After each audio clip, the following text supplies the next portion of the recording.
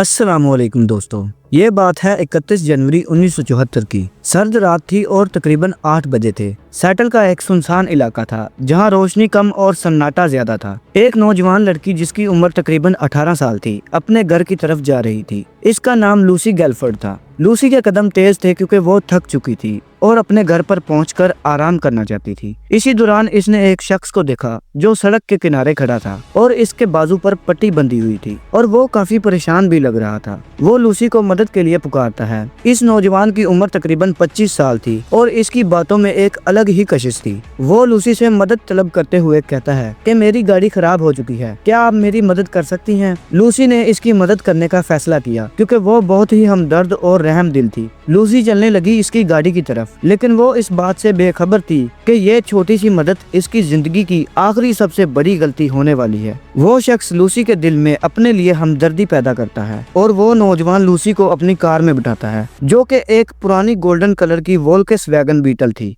वो इसे शहर के बाहर एक सुनसान एरिया में ले जाता है जहां रोशनी और भी कम और सन्नाटा और भी ज्यादा था और वहां लोग भी बहुत कम थे। वो लूसी को एक जगह पर ले जाता है और आहिस्ता आहिस्ता गुमराह करना शुरू करता है और फिर अचानक अपने चेहरे से मासूमियत का नकाब उतारते हुए लूसी का गला घोंटकर इसे मार देता है। और यहीं से कहानी की शुरुआत होती है Ted the Bundy, the most wanted serial killer की। और आज आपको इस कातिल के बारे में कुछ ऐसे राज बताने जा रहे हैं जिन्हें जानने के बाद शायद आपका दिमाग भी दंग रह जाएगा और आप सोचने पर मजबूर हो जाएंगे कि इंसान के भेष में ये कैसा दरिंदा था। तो तैयार हो जाएं क्योंकि आप देख रहे हैं मैस्टिव और मैस्टिव की इस नई वीडियो में खुशामदीद।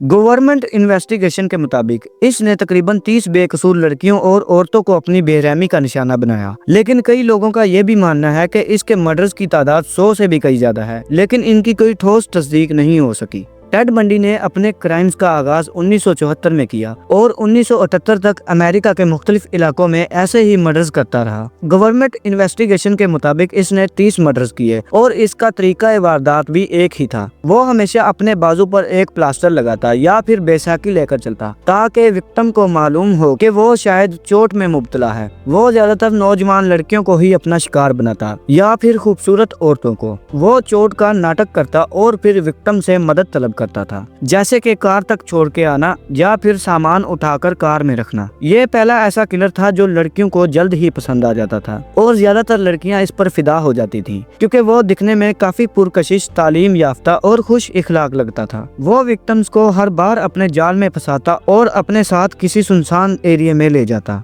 जहां पर वो ज्यादातर विक्टिम्स का गला घोंटकर या फिर इनके सर में लोहे की रोड मारकर इन्हें जान से मार देता। वो डेड बॉडी को कई दिनों तक अपने पास रखता और इनके साथ जिनसी ज्यादती भी करता था। गिरफ्तारी के बाद इसने अपने इस जुर्म का खुद एतराफ किया था कि मैं अपने शिकार को मारने के बाद भी इसके पास जाता था क्योंकि मारने के बाद मुझे इन पर पूरा कंट्रोल महसूस होता था। यही कंट्रोल का जज्बा जो वो जिंदा ख्वातीन पर ना रख सकता था, मौत के बाद इसकी तसल्ली का जरिया बनता था। वो अक्सर कई दिनों तक लाशों को जंगलात या पहाड़ी इलाकों में छुपा कर दोबारा वापस जाता था और इनके साथ वो दरिंदगी करता था जिसका तस्वुर करना भी मुमकिन नहीं। जब इसका दिल भर जाता तो वो लाश को दफना देता था या फिर गायब कर देता था। कुछ विक्टिम्स की लाशें तो मिल भी नहीं पाई। 4 जनवरी 1974 वाशिंगटन की यूनिवर्सिटी में कैरन स्पार्क्स नामी एक स्टूडेंट को पूरी तरह से जख्मी करता है, लेकिन वो बच जाती है। लेकिन ठीक चंद हफ्तों बाद एक और लड़की लापता हो जाती है। 15 अगस्त 1975 को पुलिस इसे यूटा में एक मामूली चेकिंग पोस्ट पर रोकती है, जिसके नतीजे पर इसकी गाड़ी में से चोरी का सामान दस्तयाब होता है, हथकड़ियाँ, रस्सी और चाकू वगैरह। शुरू में तो कोई ठोस सबूत नहीं मिलता, लेकिन लेकिन बाद में इसे अगवा के मुकदमे में सजा दी जाती है। इस कातिल की सबसे बड़ी हैरानगी की बात तो ये थी कि ये 2 बार कानून के हाथों से फरार होने में कामयाब रहा। एक बार वो अदालत में कानूनी तैयारी के बहाने से लाइब्रेरी में गया और दूसरी मंजिल से छलांग लगाकर फरार हो गया। दूसरी बार वो जेल की छत में सुराख करके भागने में कामयाब रहा। फिर वो फ्लोरिडा चला गया और वहाँ पर और भी खौफनाक मर्डर्स को सरअंजाम दिया। 15 जनवरी 1978 को इसने एक रात में 4 लड़कियों पर हमला किया, जिनमें से 2 की ऑन द स्पॉट डेथ हुई और 2 बुरी तरह से जख्मी।